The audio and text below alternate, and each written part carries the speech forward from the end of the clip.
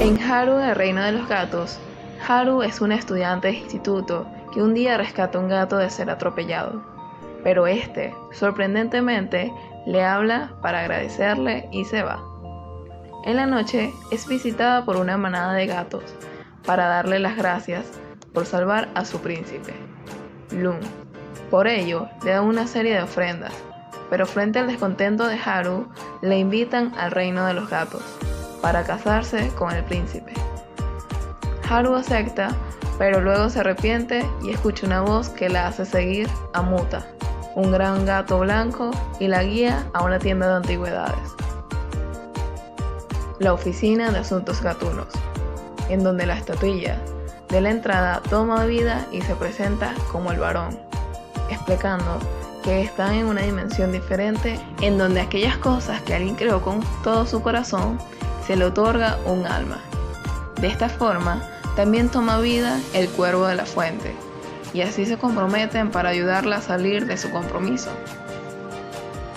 En ese momento es llevada por los gatos al reino, y los nuevos amigos de Haru la siguen. Cuando llegan, Haru se va convirtiendo en un gato, y solo tienen antes del amanecer para salir, y que vuelva a ser humana. Es ayudada a escapar por Yuki, la cual es una gata que Haru alimentó de pequeña, cuando se estaba muriendo de hambre, y que alguna vez entendió su lenguaje, pero al crecer no se acordaba que era capaz de hacerlo. La salida se encuentra en la cima de una torre, la cual está conectada con el mundo de los humanos. Luego de pasar un laberinto que la rodeaba y subirla, el rey estalla en la torre, pero justamente el príncipe llega, aclarando que él solo se quiere casar con Yuki. Entonces, el rey le propone a Haru casarse con él. La chica obviamente lo rechaza y escapa con el apoyo del príncipe, Muta y el varón.